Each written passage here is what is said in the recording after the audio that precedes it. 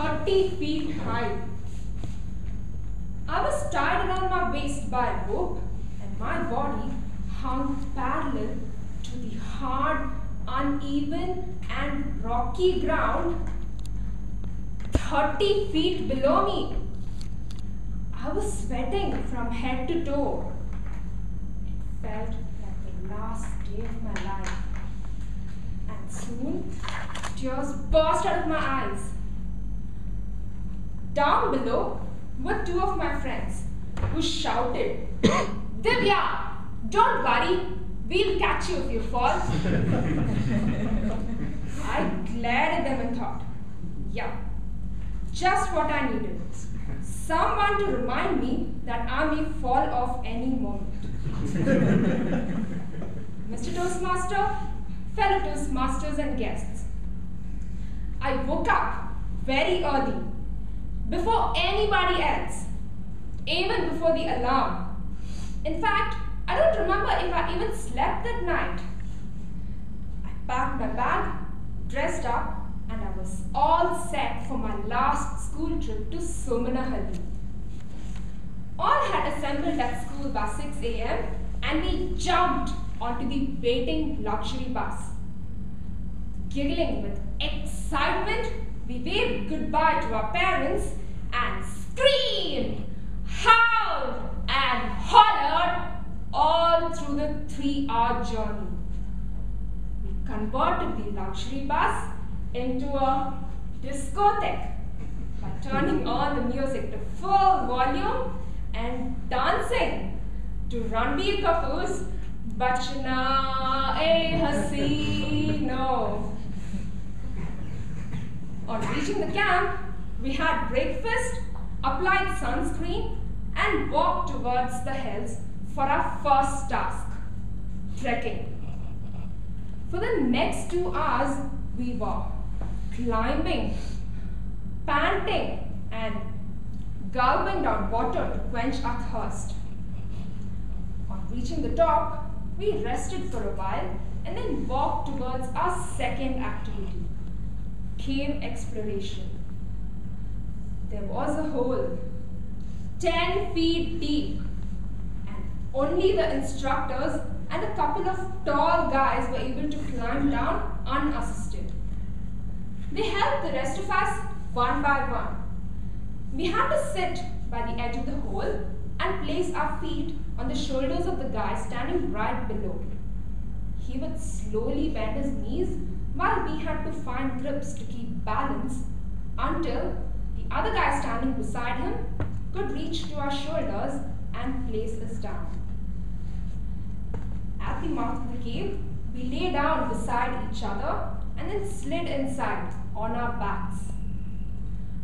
I could feel the roof just a few inches away from my face, and I thought, what if the rock above just caved in on me? I would become mashed potato. It was pitch dark and cold inside. We were hardly allowed to use torches, so we held each other's hands to ensure we moved in the right direction. The light at the end of the cave was like a breath of fresh air. And getting out of that freaky, scary, and eerie cave was such a relief. We were hungry, thirsty, and tired. Thank God lunch was ready.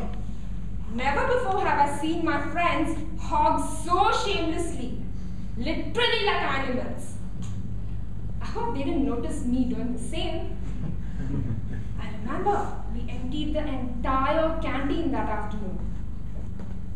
This was followed by a peaceful rest under the trees and campfire with dancing at night. The next morning after breakfast, we walked towards the designated spot to practice rappelling, a method of moving down a steep incline by means of a double rope. They taught us few techniques and made it compulsory for us to do the standard backward rappelling, in which we had to move down with our face upwards and back towards the ground. The more challenging, Forward and sideways rappelling were optional, and only a couple of brave guys attempted them. Then I thought, if they can do it, so can I. I quickly climbed up and told the instructors I was ready. They were glad to hear that from me, and they immediately tied the overhand knot around my waist and passed a double rope over my stomach for grip. They led me to the edge of the rock. The bird's eye view of the ground, 30 feet below me, sent a chill down my spine. I instantly told them, I want to quit, I'm going. But they said, no, you can do it. So I moved forward, grudgingly, and reluctantly positioned myself parallel to the ground. Now I could not quit. I had to descend towards the ground. It felt like the last day of my life. And I could hear clearly, Divya, don't worry, we'll catch you if you fall. Shivering, crying, trembling, I moved down step by step. And as soon as I reached my two friends standing below, I heaved a sigh of relief. Oh, I was still alive! I motivated the rest of my classmates to do the forward rappelling, and I felt like a hero. The journey on the return was quiet and silent. And I pondered how daring, brave, and confident I felt after I experienced life at challenging heights.